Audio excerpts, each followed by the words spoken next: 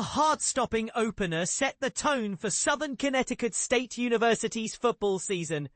One full of grit, dazzling runs, and unexpected setbacks. If you think football games are won or lost in the trenches, you'll want to see how this contest was truly decided. And this is the part most fans overlook. Sometimes special teams, not offense or defense, swing the outcome with just two breathtaking moments. Saturday in Waterbury Con. The Owls of SCSU put on a show of offensive strength, particularly on the ground, but saw victory slip away at Municipal Stadium, falling 39-30 to Post University. SCSU, now 0-1 on the season, generated a whopping 440 total yards, including a remarkable 227 rushing yards. And the game featured numerous momentum shifts that kept the fans on their feet. The real highlight for SCSU, their powerful rushing attack, headlined by junior Kieran Falzon and sophomore John Amaning, both of whom soared past the century mark in individual rushing yards, a milestone many running backs dream of reaching even once. Falzon powered ahead for 112 yards on just 13 carries, including an electrifying 33-yard touchdown, while Amaning added 110 yards from only 8 touches, capped with a thrilling 15-yard TD sprint. Quarterback John Giller truly wore multiple hats.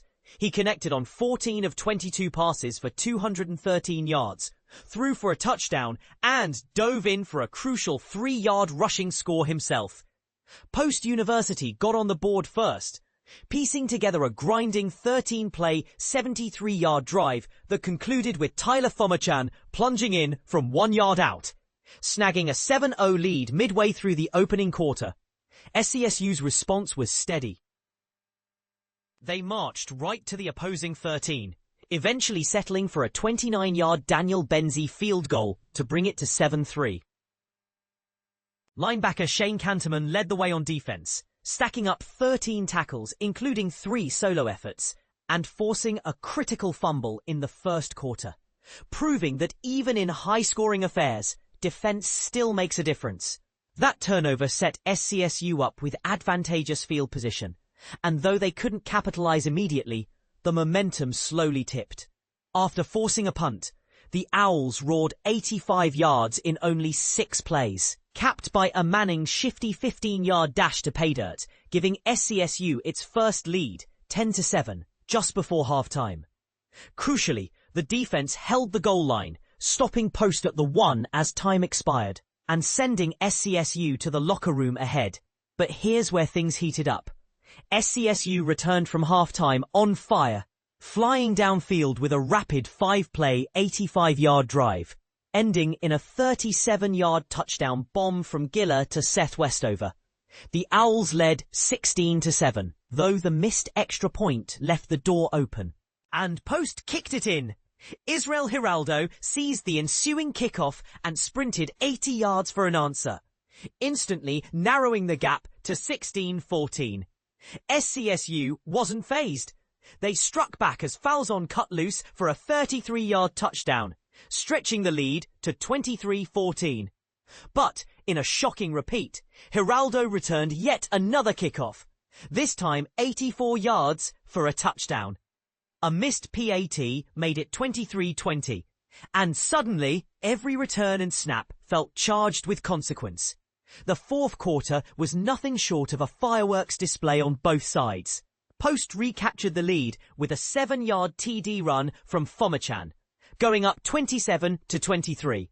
Giller responded like a seasoned field general, engineering a swift 75-yard drive in 7 plays and capping it himself with a 3-yard keep, putting SCSU back in front at 30-27 with just 8:30 left. But here's the controversial point, and it's one that will have fans and coaches talking. Despite SCSU's dominance in most statistical categories, their Achilles heel was their special teams' inability to contain Post's returns. Would you agree that a team's fate can sometimes hinge on just a couple of explosive plays, even if they excel elsewhere? As the clock wound down, Post's run offense, powered by Adonis White's 146 yards, including a crowd-silencing 67-yard touchdown, broke through to ice the game.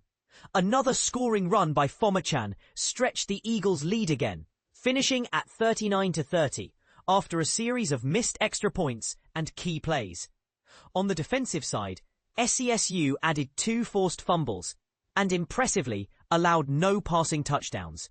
Jordan Berrios delivered a standout performance with 10 tackles, including 2 for loss, helping the Owls dominate time of possession in the third quarter by more than 2-1, 10-13 to just 4:47 for Post. Yet converting only 3 out of 8 third down chances proved costly. In the air attack, Westover was Giller's favourite target, grabbing 4 balls for 108 yards and that third quarter touchdown. Jalen Tucker contributed 32 receiving yards and exploded for 112 yards on kickoff returns, demonstrating his value on special teams as well. Notably, SCSU showed discipline with only 6 penalties for 33 yards. But the 2 late interceptions at crunch time were setbacks that stifled their comeback hopes.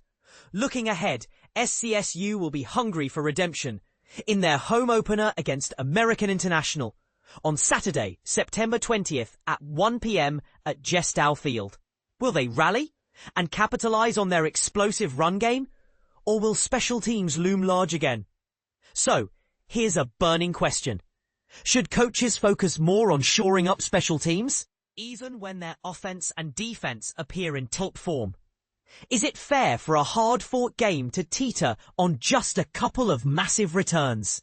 Drop your thoughts, agree or disagree in the comments. Your perspective might just spark the debate SCSU needs.